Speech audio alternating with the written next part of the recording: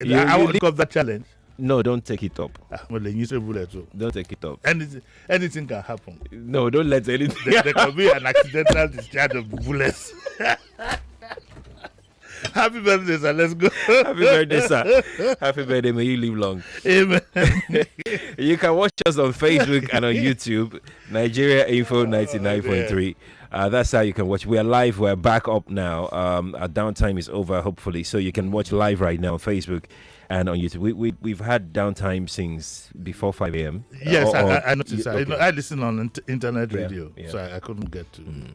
So you can listen to the app as well. Or you can also listen via the website. Let's get started. The Daily Trust is our first paper this morning. Page 4 is where we are. Stop begging West for loans. Ghana president tells African leaders.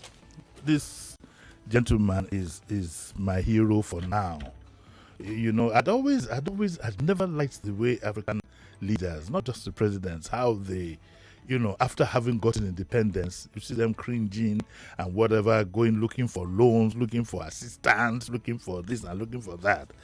But Ghana's President Nana Akufo-Addo, he has urged his African counterparts that stop begging for loans and support. This is a competitive world. There is nobody that's liking you. Nobody is going to help you develop. You have to develop on your own, and you have to steal some things, steal technology. You have to be up and doing. That's what the Chinese did. It's a competitive world. Now there's a U.S. African Leaders Summit going on in the United States. You know, it's like inviting the boys. And let's see how we can toy around with you. That's the way I look at these things. We have the resources, but we refuse to harness them. Our leaders are not patriotic in any manner. Okay, so what has been happening in the past? I don't know about now. You go collect some debt. These guys run after the minister in charge and show him how he can bring the money back into their system in his own name. And then bingo, the guy dies suddenly and the money is back in the system. This thing is a cycle. You must know that there is no aid anywhere. Nobody's going to give you any aid. Some of the loans that they give you, believe you me, is to enslave you because they know you won't make good use out of it. That is where the key is. In principle, there is nothing wrong in obtaining a loan. Okay, so you want to build a factory, you want to build a refinery, you want to build this. There's nothing wrong in getting the loan with prudent resources, put up whatever it is and start paying back. But they know there will be no prudent whatever. You double, triple, quadruple the cost. They are the ones who will also supply the contractors, all kinds of things. And the money that you chop again, you take it back into their system. So Akufo-Addo said the African countries will need to change the poor perception that the developed countries have about that developed countries have about the continent if they stop begging. We need to develop at our own pace. We need to have our own systems of governance. Look at the American whatever we copied for democracy is in a complete mess. Maybe if we had the British parliamentary system or we develop something on our own that is workable at about 1/10 of the price, but we frittered all these monies away. You know, and it's strong. There's a need for us to have a new thinking. And these are one of the reasons why we want to invite some of these leaders who want to be president. We want to know what you feel. And so all this big back of trying to avoid, being, delegating to other people, that's the result that you get. These things are very important. We must know the kind of leaders that we have. We must know their inner thoughts. It's time we have a homegrown leader who doesn't think about himself, but thinks about his nation, thinks about his people. He says, if we stop being beggars and spend African money inside the continent, Africa will not need to ask for respect from anyone. We will get the respect we deserve if we make it prosperous as it should be. Respect will follow. Unfortunately, he was saying this at the wrong place. You should be saying this. What is the essence of having an OAU? OAU should be having private leaders and private meetings and retreat for their leaders, where they think Africa, think development, think of their people. Rather, what we have is most of our leaders are all fat cats, having billions and billions of money. One day when the money has gotten up to a point, they trip a wire and then the money gets lost. Look at now, how many years after Abacha we are still getting Abacha money? Not only are we getting the Abacha money back, we are now getting it back with conditions. Our own money, If it was a police matter now, these people should be, they should be, what do you call them? They should be arrested for being accessories to the crime. Now to give us back our own money, it comes with conditions. Africans, we need to think. But as he said all that, the IMF was giving him a loan of $3 billion. IMF was giving him a loan of $3 billion, not CDO, to affiliate an unprecedented. So what will that $3 billion do? If care is not taken, it might be spent on some temporary things.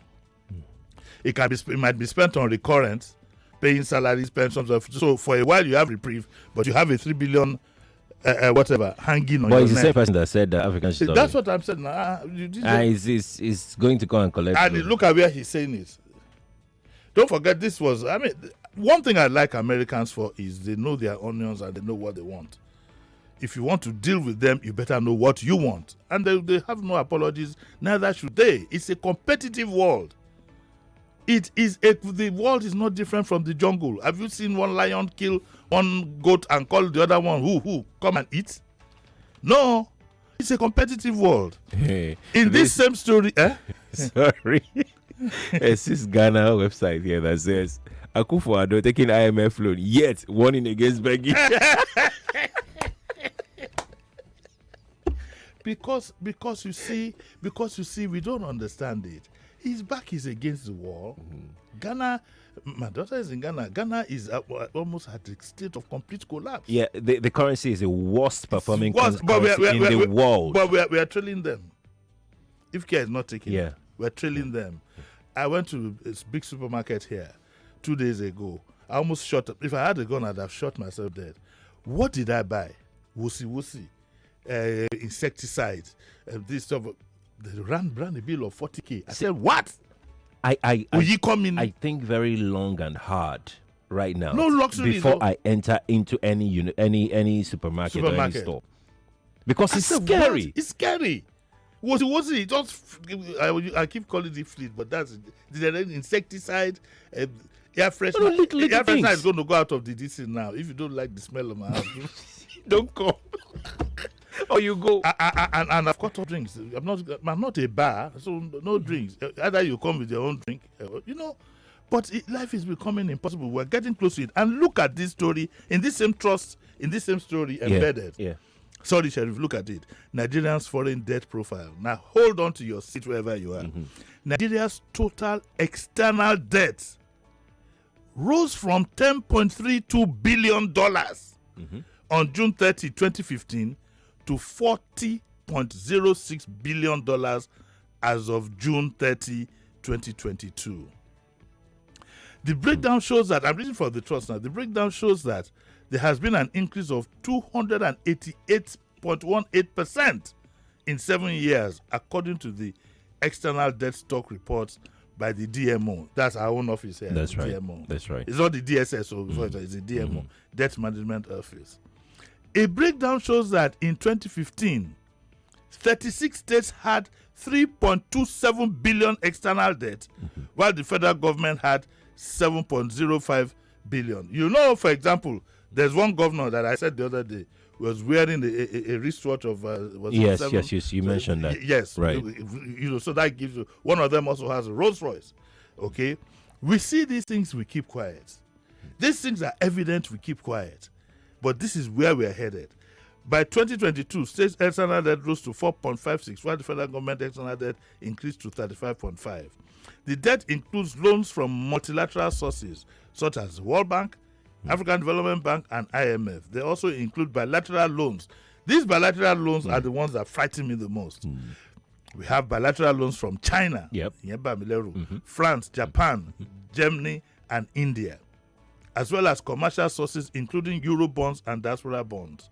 The Nigeria's external debt ballooned as the naira lost value, increasing Nigeria's debt service burden and worsening its ability to service debt. Listen to what the economist said. The economist is the world's number one magazine, highly respected, says, reacting to the development, experts said borrowing from the hopes by African leaders is not bad, but faulted the utilization of such loans, contending that leaders on the African continent often borrow for wasteful ventures. That's right. Completely on point. Well, they didn't even add the fact that half of the money borrowed is squandered. This is a fantastic report.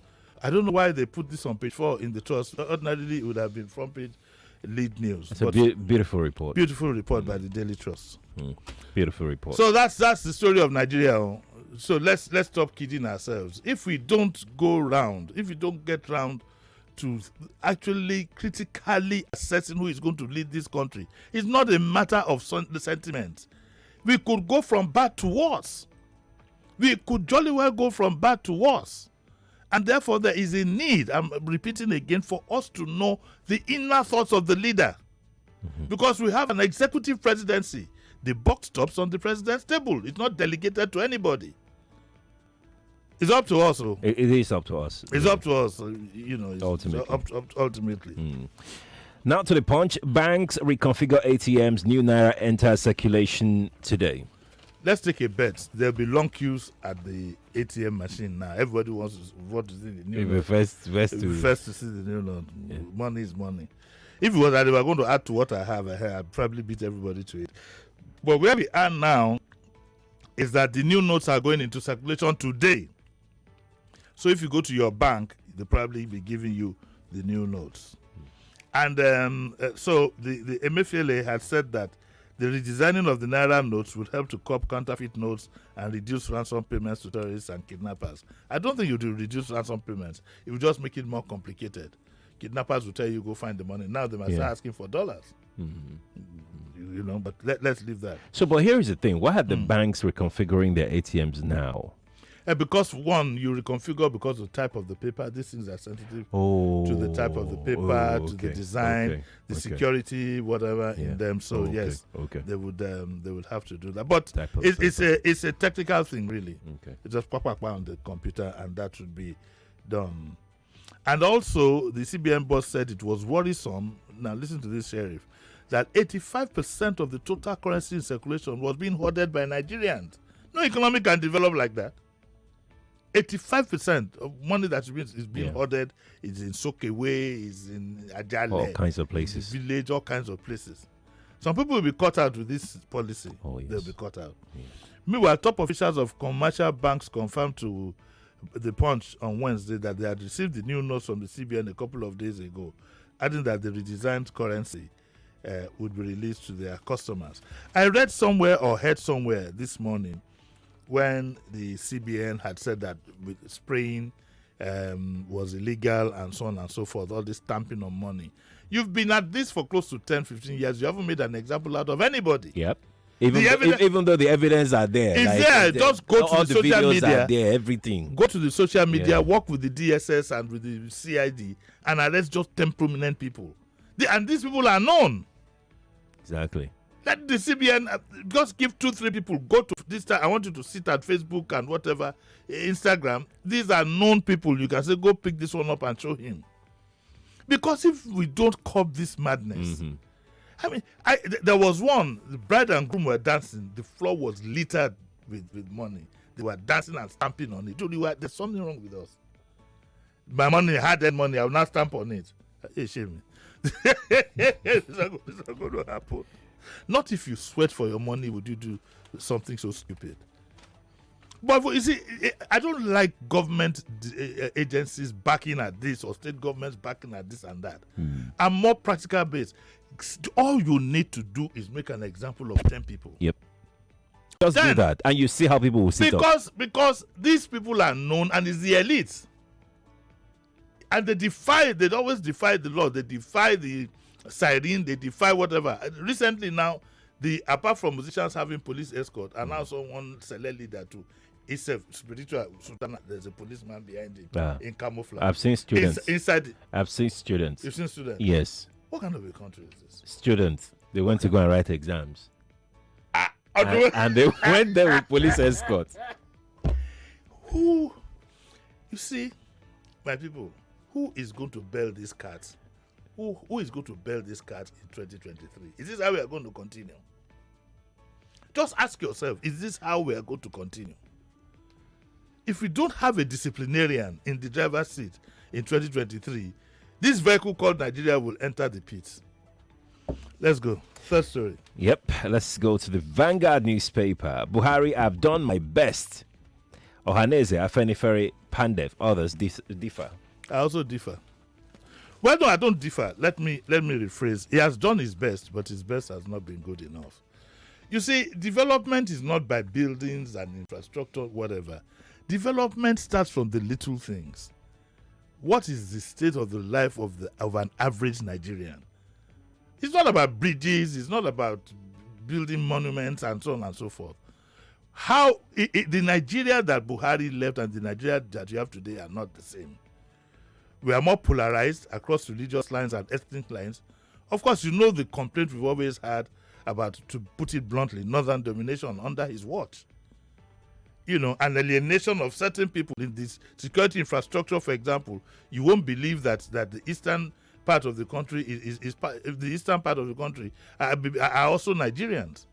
So many things that we can complain about. The fact that we have a president, for example, that sometimes, to be honest, we find it difficult to look up to.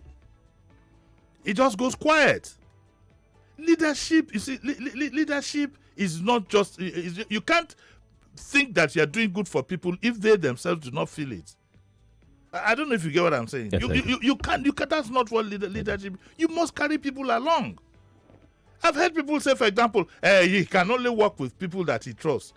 The country doesn't belong to him. The country is not an SME. All of us are shareholders. You must find a way to work with everybody. And so he has done his best, but honestly, and that is more painful, because the other day now, people were accusing me, I heard on Cherry's program, that I was the one who told them to vote for Buhari. And first of all, I said to whoever said that was insulting himself. That means you can't think things out. I said that too. Fair enough. Yes, I had a leaning towards him. I'm not going to run away from that fact. But I kept warning people that the choice is still yours. Because of the nature of my job, I'm here to deliver my thoughts. And for me, way back then, it was anybody but Jonathan, because I didn't like where he was headed. Little did I know that this man is going to become a saint again. Because where we are now, in my 67 years of existence, I've never had it so bad. Never had it so bad. In fact, what makes it worse is that now that you seem to have more resources, the pain is that the resources are now valueless. Yes, when I was earning 1,000, how much was I earning? 1,200 or what? Some silly amount way back then. It has more value than whatever I'm earning now. The millions. There are no millions there. Don't you know that? Don't you know that the tax office will be listening? There are no millions. I beg, nobody had to go and pay me.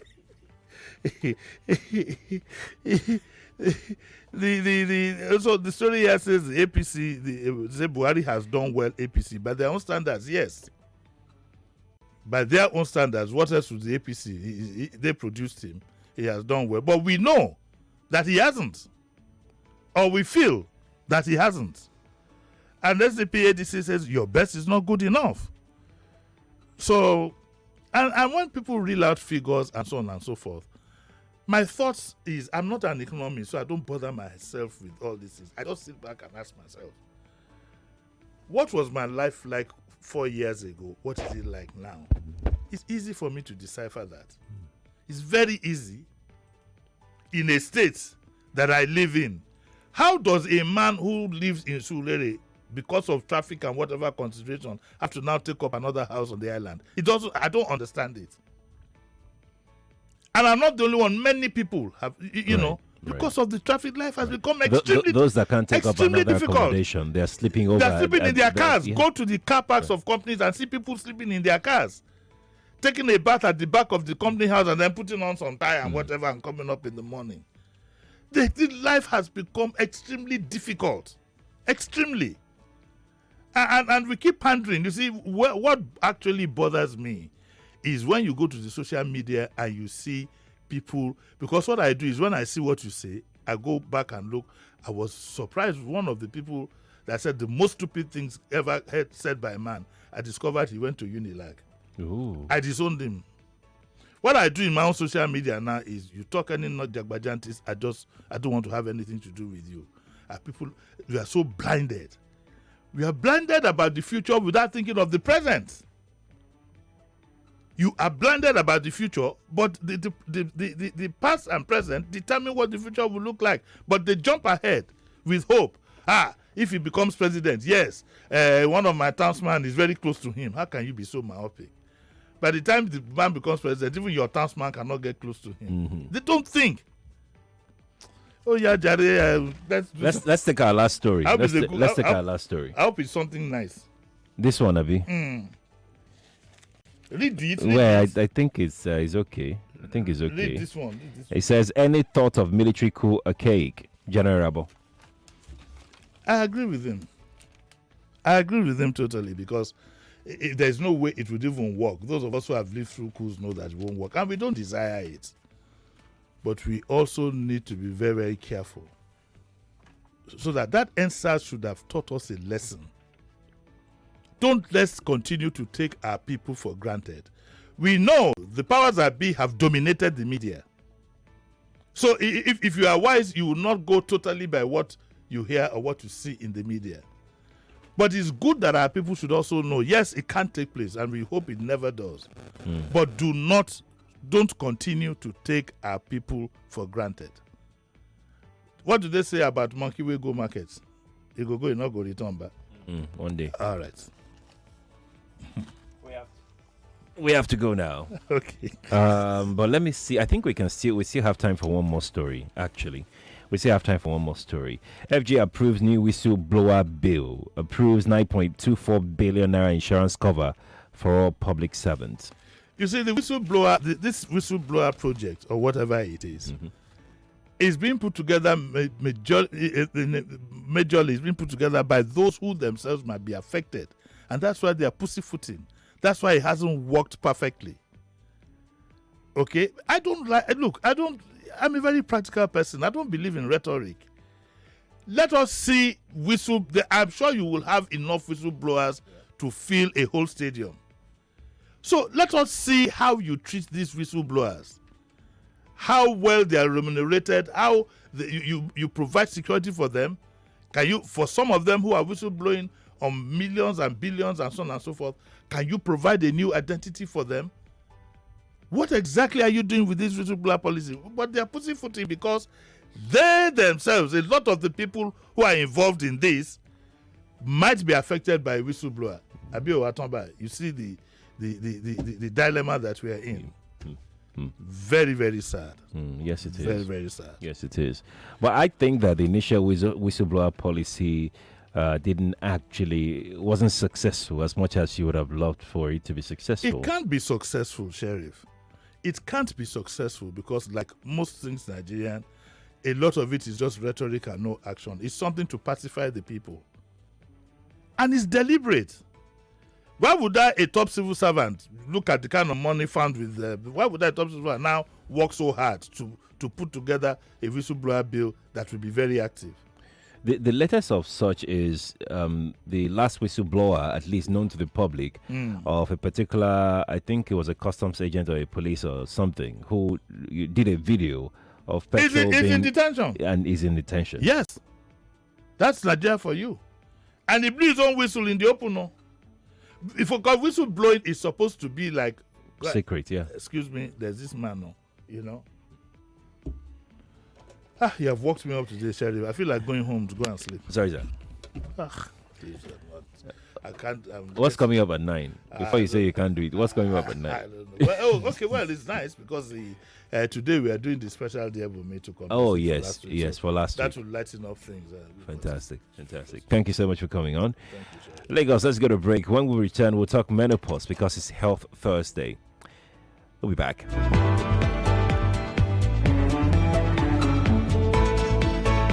Downloading this show like this, I will go.